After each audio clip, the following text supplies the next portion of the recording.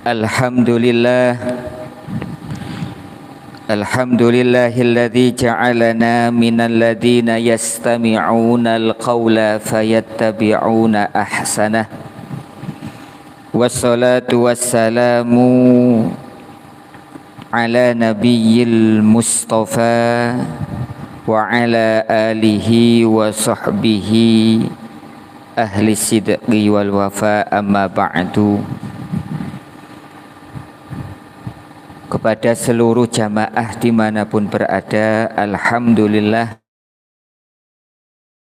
hari ini kita ditakdirkan oleh Allah dapat melanjutkan mengikuti dan juga dapat menuntut ilmu bersama di dalam kajian rutin di rumah sakit yang insya Allah diberkahi oleh Allah Subhanahu wa Ta'ala. Tidaklah harapan kita di dalam kebaikan tersebut terkecuali semoga Allah menjadikan kita termasuk hambanya yang beriman, hambanya yang senantiasa berhati-hati di dalam berucap, bersikap, ataupun lebih-lebih di dalam menghadapi kehidupan yang penuh dengan fitnah ini. Para jamaah yang dirahmati oleh Allah, di dalam Al-Quran Allah Subhanahu wa Ta'ala berfirman, Ya ayyuhalladzina amanuttaqullaha wa qulu qawlan sadida yuslih lakum a'malakum wa yaghfir lakum dzunubakum wa may yuti'illaha wa rasulahu faqad faza fauzan adima. Di dalam ayat tersebut Allah Subhanahu wa Ta'ala menjelaskan kepada kita, khususnya yang beriman, Allah memerintahkan kepada kita semuanya untuk terus takut dan senantiasa menjaga ucapan kita. Janganlah sekali-kali kita berucap melainkan hal itu dapat memberikan maslahat untuk kehidupan, agama dan akhirat kita. Oleh karena itu Rasulullah sallallahu alaihi wasallam menegaskan, man kana yu'minu billahi wal yaumil akhir falyakul khairan aw liyasmut. Barang siapa yang beriman kepada Allah dan hari akhir, maka ucapkanlah yang baik. Baik di sini yang dapat memberikan kemanfaatan untuk kehidupan kita, dan jika kita belum bisa berucap dengan baik, maka diam itu solusi yang paling baik. Oleh karena itu Allah meneruskan di dalam ayatnya, wa may yuti'illaha wa rasulah faqad faza fauzan adima. Ayat dan hadis tersebut menegaskan kepada kita kewajiban kita yang beriman untuk menjaga ucapan kita. Dan barang siapa patuh dan ketentuan Allah, baik itu yang ada di dalam Al-Quran ataupun yang disampaikan oleh Rasulullah, maka ia termasuk golongan yang beruntung kelak di akhirat. Amin ya Rabbal alamin. Dalam hal ini dikisahkan di dalam hadis Sahih Bukhari, Rasulullah sallallahu alaihi wasallam ini pernah kedatangan seorang laki-laki, lalu laki-laki ini berkata, ya Rasulullah, inna fulanatan yudhkaru min kasrati salatiha. Wahai Rasul, ada seorang perempuan, ia itu dikenal oleh orang sekitarnya itu sering sholat. Bahasa sederhananya, ada seorang perempuan yang ahli ibadah. Wasiyamiha, dia juga tidak pernah meninggalkan untuk puasa sunnah. Wasodakotiha, dia juga tidak pernah lupa untuk berbagi kepada sesama. Ghair tu'dhi jironaha bilisaniha. Hanya saja perempuan itu ringan sekali ketika berbicara. Maksudnya lisan yang Allah titipkan kepadanya itu tidak ia gunakan dengan baik. Mudah sekali ia mencaci orang sekitar, mudah sekali ia menuduh, mudah sekali ia mengumpat orang sekitar. Padahal Rasul menegaskan, ma bu'istu la'anan wala sabbaban. Saya ini diutus oleh Allah untuk melaknat, untuk mencaci maki. Innama bu'istu liutammima makarimal akhlak. Saya, kata Rasulullah, diutus itu hanya untuk menyempurnakan akhlak. Akhlak di sini yakni akhlak yang baik, akhlak mulia. Lalu apa kata Rasulullah ketika beliau mendengar ada seorang perempuan yang ahli ibadah namun lisannya belum bisa ia jaga? Qala, perempuan yang hidupnya demikian dan ia tidak bertobat kepada Allah, hiya finnar, Allah akan memasukkannya kelak ke dalam neraka. Qala ya Rasulullah, fa inna fulanatan yudhkaru min qillati siyamiha wa sadaqatiha wa salatiha wa innaha tasaddaqu bil aswari minal aqiti. Wahai Rasul, lalu ada seorang perempuan, sedikit ia melakukan ibadah, bahkan tidak sama dengan perempuan yang pertama. Ini cerita seorang laki-laki kepada Rasulullah. Bahkan ia ketika bersedekah itu bersedekah dengan sesuatu yang mungkin menurut mayoritas itu tidak layak, karena memang orang tersebut orang yang tidak mampu, tapi ia berkenan untuk bersedekah. Akan tapi yang menjadi ukuran dari lisan dari perempuan tersebut adalah wala tu'dhi jironaha bilisaniha. Akan tetapi ia sangat menjaga betul ucapannya, ia sangat menjaga betul lisannya. Lalu Rasul mengatakan hiya fil jannah. Perempuan yang demikian ini kelak akan dimasukkan ke dalam surga Allah meskipun ia bukan ahli ibadah. Apakah ini berlaku dengan perempuan? Tidak. Bahkan di dalam hadis yang lain Rasulullah Shallallahu Alaihi Wasallam menegaskan, ada satu kisah di dalam hadis Bukhari juga disebutkan. Kisah ini disampaikan oleh Abu Hurairah.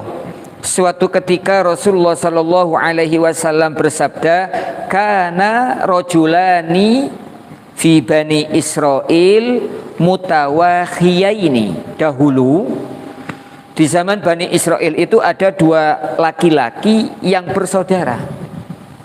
Fakana ahaduhuma yudhnibu. Saudara yang pertama itu setiap hari ia melakukan dosa. Wal akharu mujtahidun fil ibadah. Sedangkan saudaranya, atau kalau seumpama kita istilahkan adiknya atau kakaknya, ia itu tekun di dalam menjalankan perintah Allah. Fakana la yazalul mujtahidu yara al-akhara 'ala dzambi. Bahkan sering sekali saudara ini yang ahli ibadah terus mengingatkan saudaranya yang setiap saat melakukan dosa. Sampai ia mengatakan, aksir, sudahlah berhenti, jangan berbuat dosa. Saking mungkin ya, karena manusia letaknya di sini, dan ininya pentingnya kita memiliki ilmu. Suatu ketika saudaranya ini sampai tidak kuat karena seringnya saudaranya itu berbuat dosa, akhirnya ia mengutarakan satu kalimat, wallahi la yaghfirullahu laka aw la yudkhilukallahu al-jannah. Demi Allah, kamu kalau terus seperti ini tidak akan diampuni oleh Allah, atau kamu tidak akan dimasukkan ke surganya. Lalu apa kata saudaranya? Khallini wa rabbi, tinggalkan saya, biarkan saya seperti ini. Kedua-duanya ketika kita renungi salah. Ketika yang mengajak nasihat ini memberanikan diri menggunakan kalimat Allah tidak akan mengampunimu, padahal kita diperintahkan oleh Allah hanya mengajak orang-orang sekitar kita mengenal Allah, bukan menghukum orang yang berbuat dosa. Kesalahan orang yang diajak bicara atau yang dinasehati, ia juga tidak mau diberi nasihat. Kemudian kata Rasulullah, faqabadu arwahahuma, beliau ini menceritakan kepada sahabat. Kemudian dua laki-laki tersebut dicabut oleh Allah nyawanya. Fajtama'a inda rabbil alamin, lalu keduanya ini berada di depan Allah. Ini cerita yang disampaikan oleh Rasulullah. Faqala li hadzal mujtahidi akunta bi aliman, Allah bertanya, apakah kamu memang tahu apa yang ada dalam diriku? Nah, ini yang tidak diperbolehkan bagi orang yang diberi ilmu, tidak boleh melewati batas. Kita hanya diperintahkan untuk memberikan solusi, tapi kita tidak boleh menghukumi orang tersebut dengan masuk neraka atau tidak mendapatkan ampunan Allah. Au kunta ala ma fi yadi qadiran, apakah engkau mampu dengan apa yang ada dalam diriku? Ini kata Allah. Dia tidak bisa menjawab. Wa qala lil mudznib idhab. Akan tapi ketika Allah itu berbicara dengan hambanya yang ahli maksiat, yang berbuat dosa, mati, masuklah engkau ke dalam surgaku sebab rahmatku. Ini menjadi kata kunci dalam hadis ini. Wa qala lil akhari idhabu bihi ilan nar. Kamu masuklah ke dalam neraka.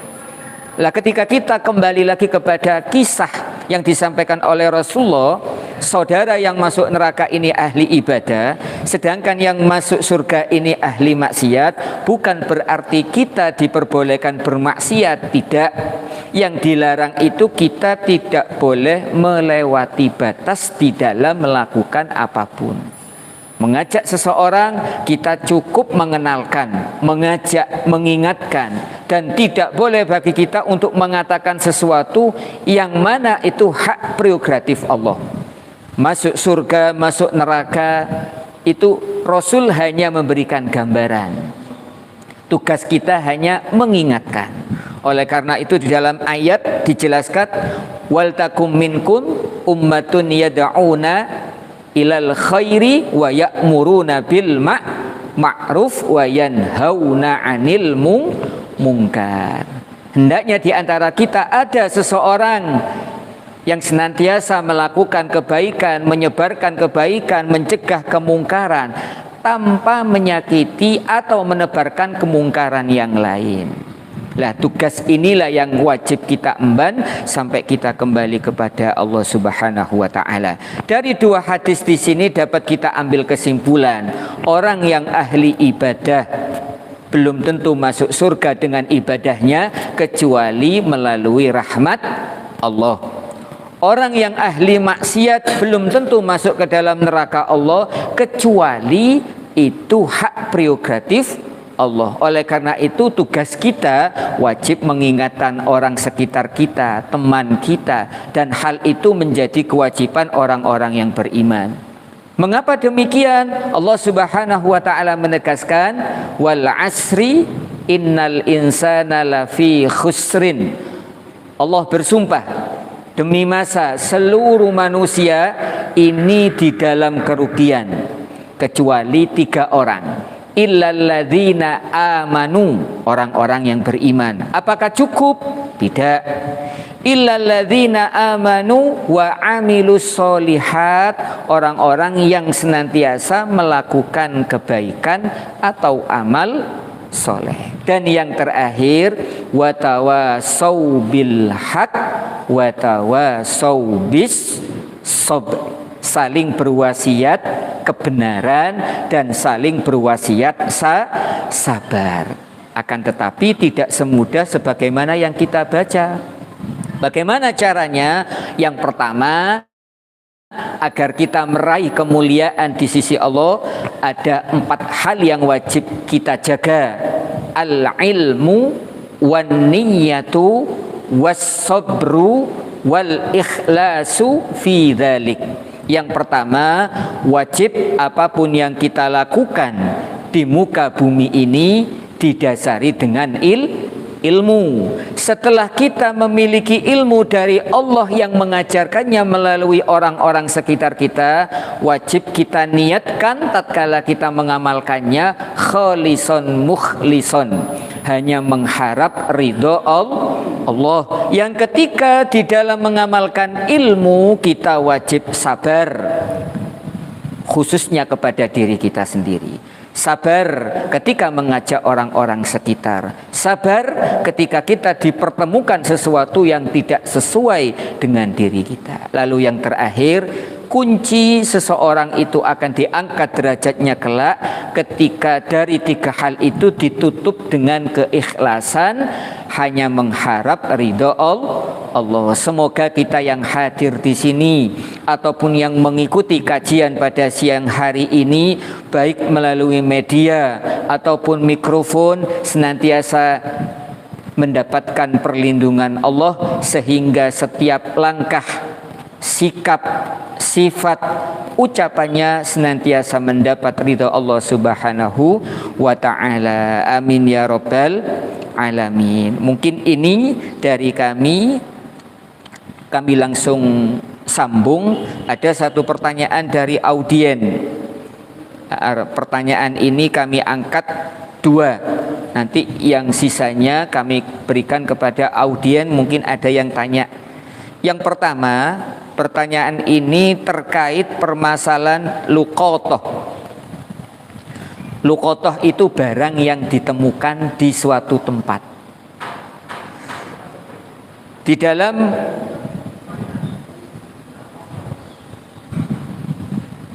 hadis Bulughul Maram disebutkan, laula anni akhafu an takuna minas sadaqah la akaltuha.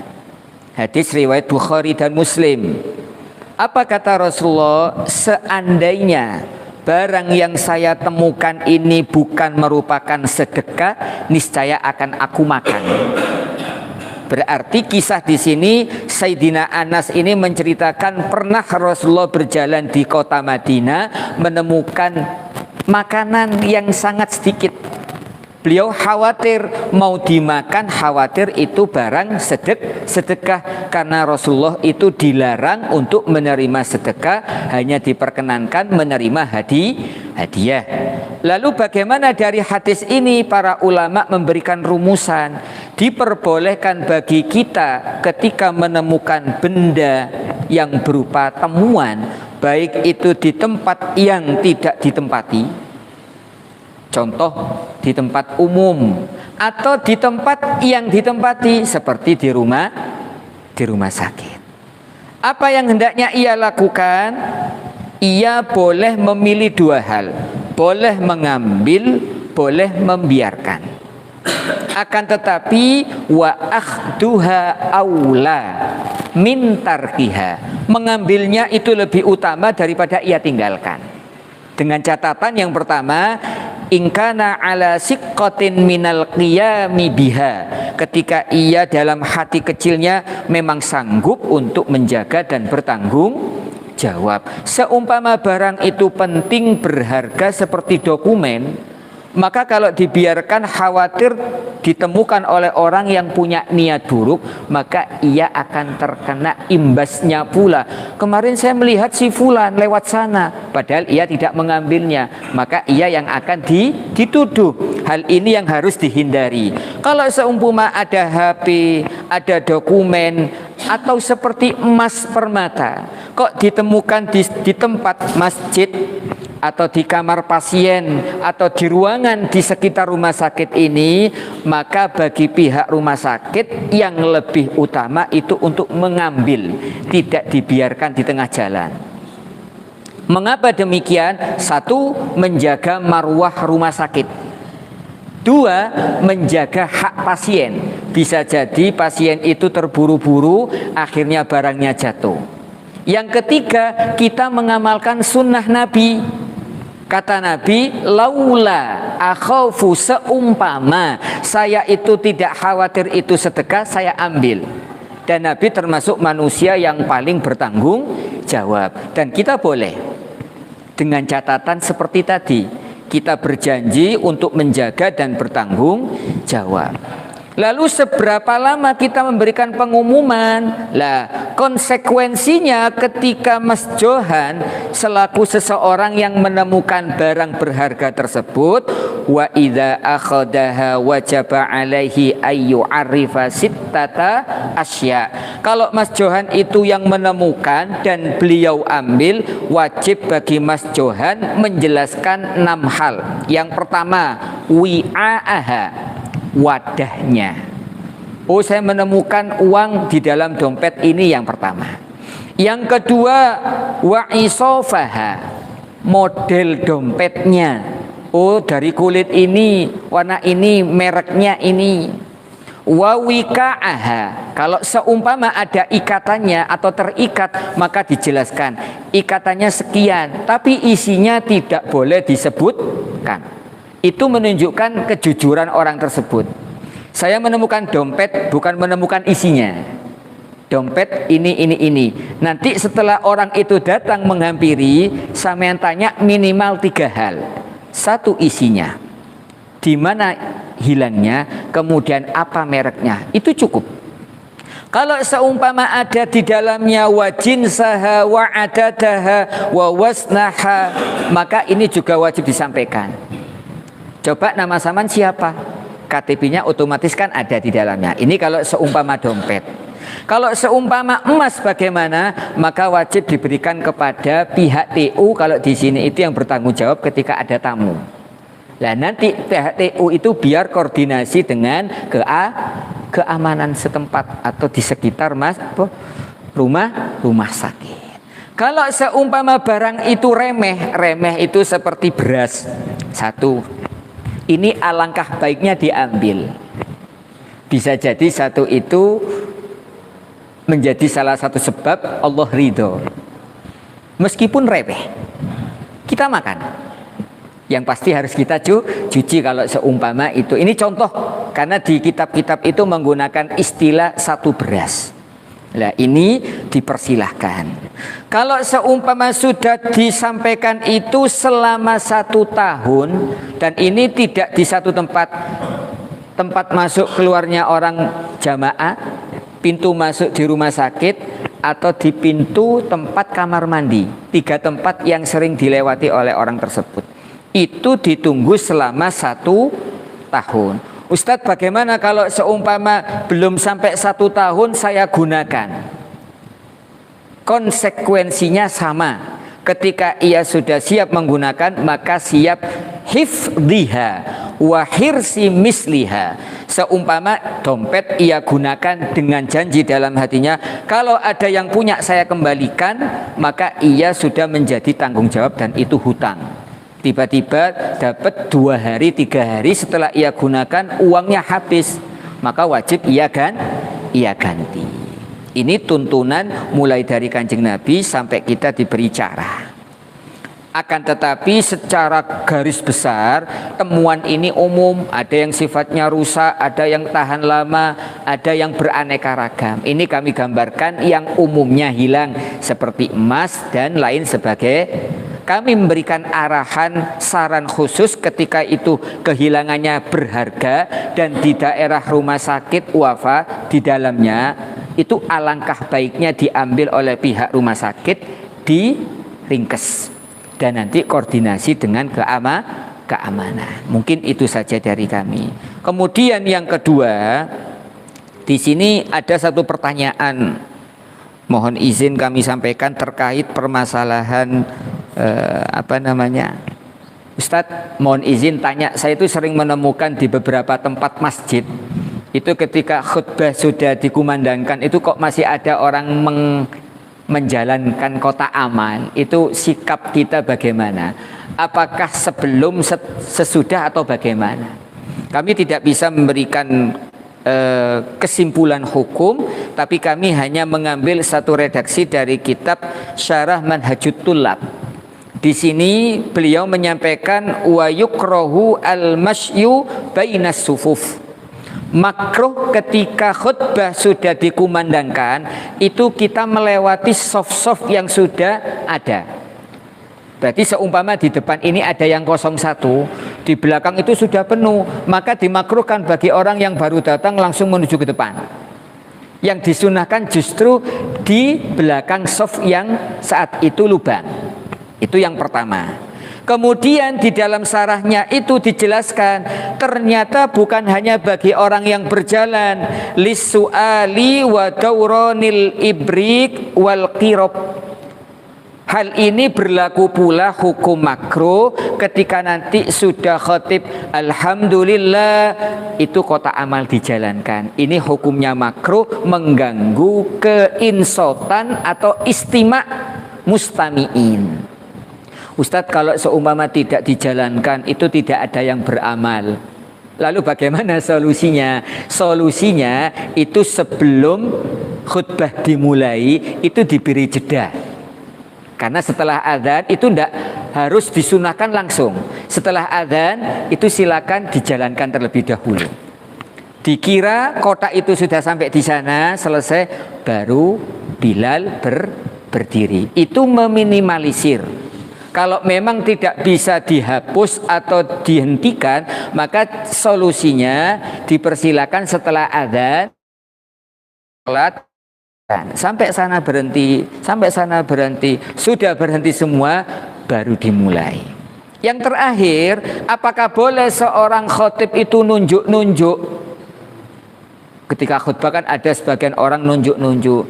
Ini tidak ada di dalam hadis Nabi Muhammad. Intinya khotib itu hanya diam berdiri menyampaikan khutbah secara singkat dan padat, tidak boleh lebih lama daripada solatnya. Itu yang dianjurkan dari Rasulullah. Makanya ada sampai istilah khutbah 7 menit atau 5 menit, tapi sholatnya itu harus yang lama. Tapi lama di sini itu dikembalikan kepada adat atau kebiasaan. Ono sing lama itu 1 juz, ya jangan 1 juz di sini. Seakan dokternya kepikiran niku sing pasiennya iku durung diobati.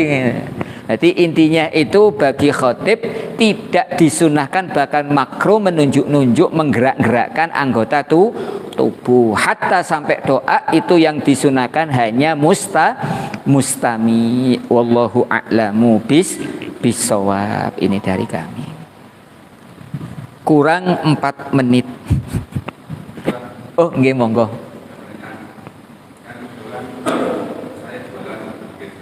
Nggih.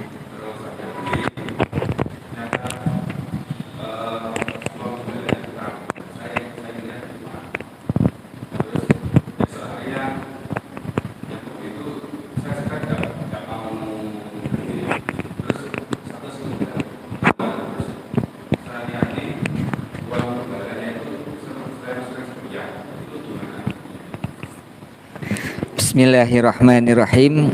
Berarti ini ada ikhtiar ya, ada usaha. Ketika terjadi kasus sebagaimana yang Bapak sampaikan dan Bapak sudah berusaha untuk mengembalikan kembalian dari jual beli tersebut, akan tetapi orang tersebut menolak. Menolak di sini ada 2. Apakah orang tersebut tidak dengar atau orang tersebut itu memang sengaja untuk dibiarkan untuk samian. Dan samian berusaha untuk menjaga agar harta itu halalan thayyiba. Di samping halal itu berkah. Saman punya solusi terbesit untuk sedekah. Boleh, bagus.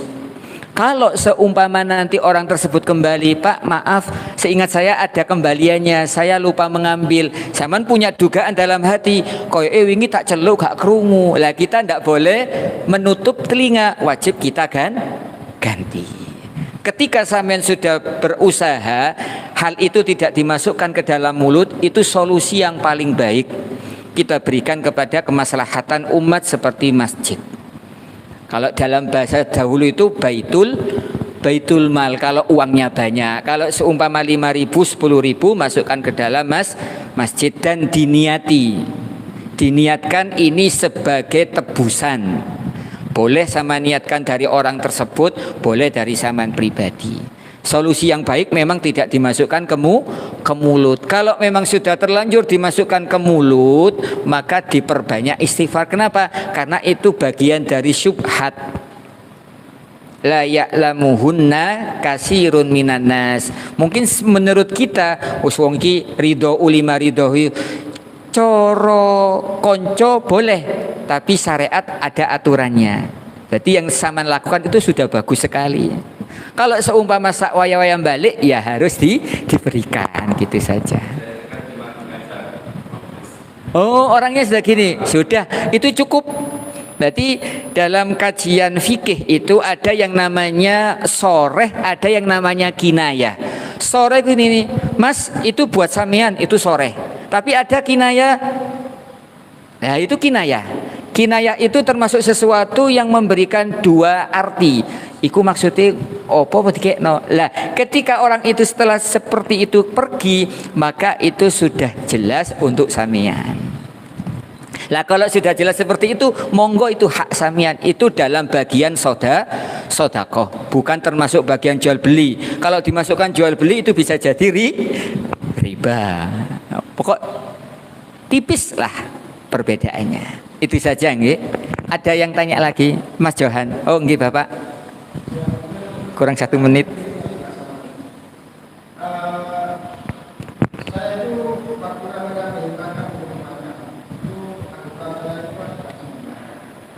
Tapi pada saat makan itu lupa saya dulu, sehingga saya bisa mengalami lupa.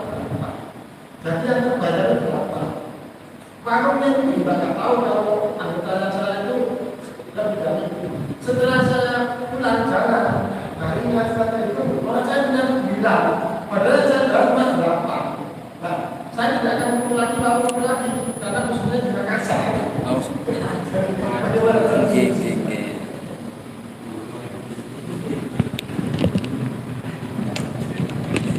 Oke, terima kasih.